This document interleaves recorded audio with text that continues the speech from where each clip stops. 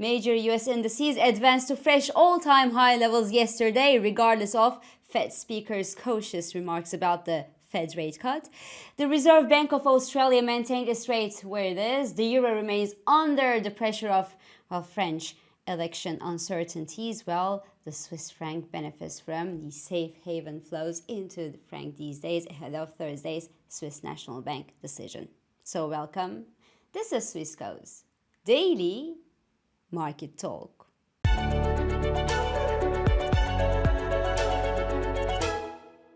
You can think and say what you want, that the US stocks are overvalued where they are, that it's the technology rally that's driving the rally, which is true, and that the Fed won't cut the interest rates until late this year, which is also true, and that the US economy is probably slowing, which is probably also true, but investors around the world swear only by American stocks. Because look, the S&P 500 hit a fresh record yesterday, its 30th record high since the beginning of this year, and the technology stocks led the rally higher yesterday, of course, because this is where the investor appetite is. That's as simple as that. Apple, which revealed its plans to integrate ChatGPT into its iPhones last week, remember, gained 2% yesterday, while Tesla jumped more than 5% on news that it has been given approval to test its advanced driver assistance system on some streets in Shanghai. Nasdaq 100, on the other hand, is now a few points below the 20,000 mega psychological mark, and it's not about if, but it is about when it will take out this level.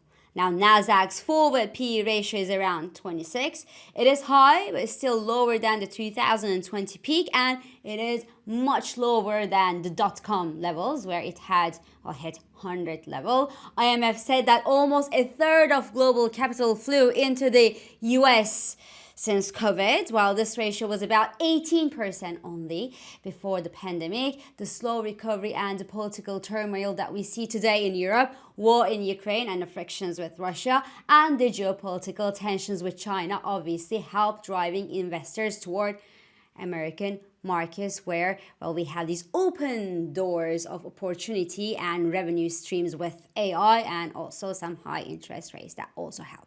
And Bloomberg points that some market optimists out there believe that around $6 trillion that's sitting in money market cash could actually be reallocated to equities to further boost this equity rally. And today, big banks actually revised their price targets for the S&P 500 higher. Citi and Goldman, for example, expect the S&P 500 to end this year at 5,600 level, while Evercore thinks that the S&P 500 stocks will advance to 6,000 psychological mark. If you have a better number, please feel free to share it with us in the comments below. Any number is fine, as you see. Of course, well, this much optimism is never great and is never a good sign, and when you start hearing big revisions to price targets like this, well, it's generally time to sell.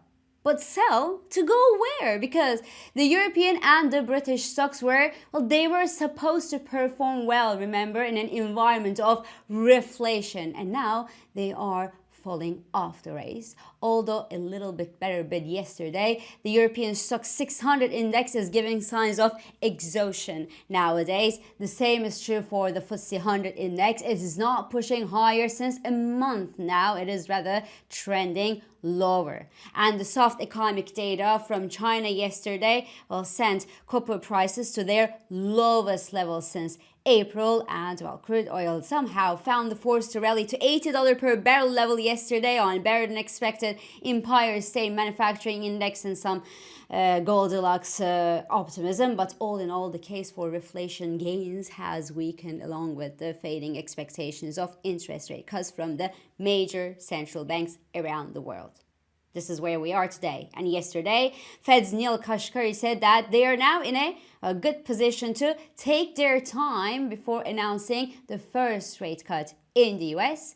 And Philadelphia Fed's Patrick Harker said that one interest rate cut in the US would be appropriate this year. So the US 2-year yield hovers around 4.75% level today, and the US 10-year yield is just below the 4.30% mark. Today, all eyes are on the US retail sales and industrial production data. Now note that softer than expected set of figures could fuel the Federal Reserve does, while stronger than expected data could also fuel the Goldilocks optimism. So all this to say that if investors want to buy, well, they will buy regardless of the data, or they will find a reason in the data to continue buying.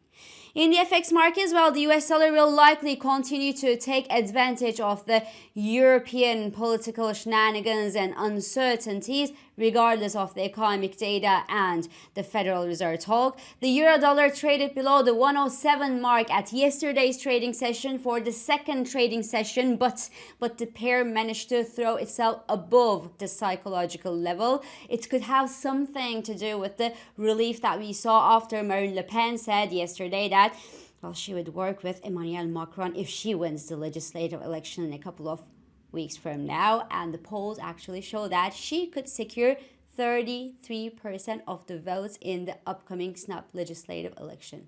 The French equities were better bid yesterday near oversold levels as well, some investors now see opportunity in French companies at the current discounted prices, and those who bought justified their decision by saying that the French political turmoil never really had a significant negative or positive impact on the economics of the country, and that, well, the politically motivated sell-off in the French equities has certainly been overdone. They are probably not wrong.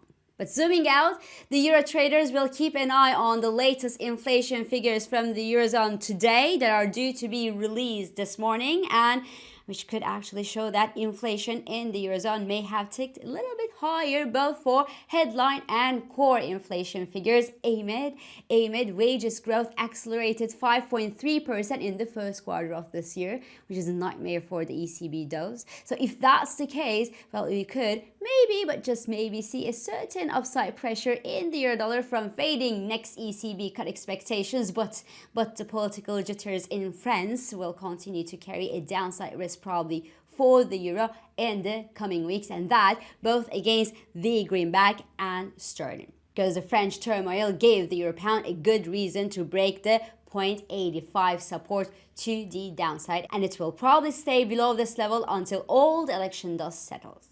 Now, speaking of central banks, the Reserve Bank of Australia maintained its cash rate unchanged for the fifth time at today's monetary policy meeting, but reiterated caution regarding inflation that was expected. The Bank of England is expected to say pat at Thursday's monetary policy meeting, even though some people out there now think that we could see a surprise rate cut maybe from the Brits this week, because a last-minute cut from the Bank of England would hardly interfere with the election outcome in the UK and certainly not offer Tories any additional vote, while the Swiss National Bank is expected to announce status quo on Thursday as well, given the latest uptick that we saw in Swiss inflation and the European Central Bank's reluctance to cut its rates more from the actual level. So the euro franc is heavily hit by the French political uncertainties and will likely remain under